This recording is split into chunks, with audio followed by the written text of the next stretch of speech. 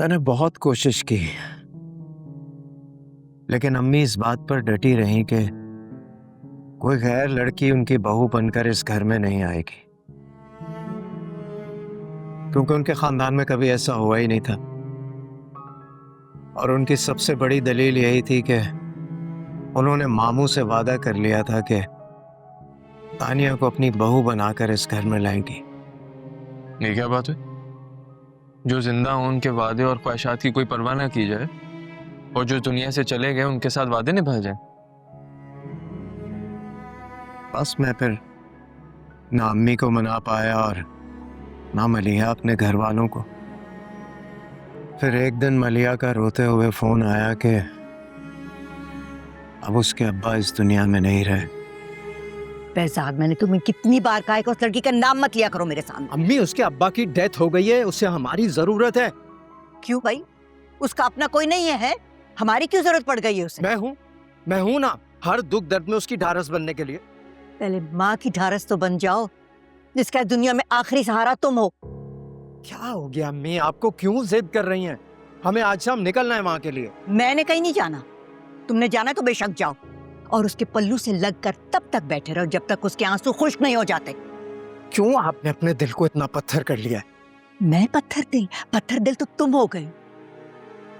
ना तुम्हें खानदान की रीत रिवायत की फिक्र है, और ना माँ की दी हुई जबान की।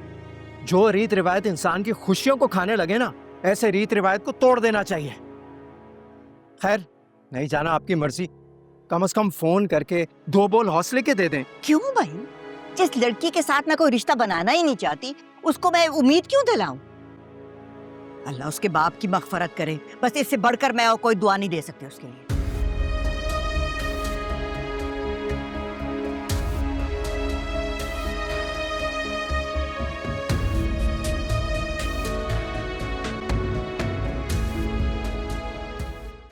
बस तो फिर ना अम्मी गई, ना ही उन्होंने मलिया से फोन पर बात की। पहले मैंने मलिया से सुना था, लेकिन उस दिन देख लिया कि आशिर इंतहाई बदतमीज इंसान है।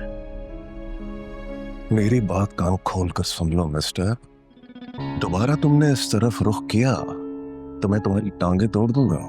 ये तुम किस तरीके से बात कर रहे हो मुझसे?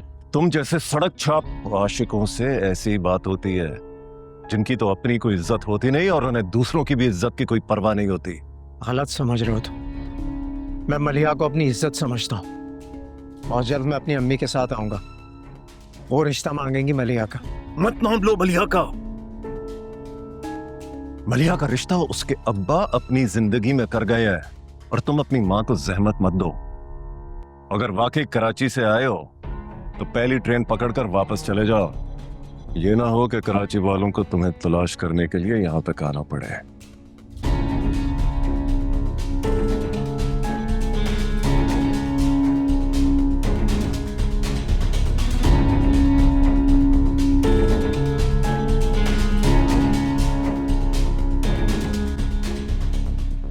मलिया से तो मुलाकात नहीं हुई, लेकिन मैं वापस ये सोच कर आया था कि मलिया को उसकी बहन और बहनोई के आसरे पर तो नहीं छोड़ूंगा।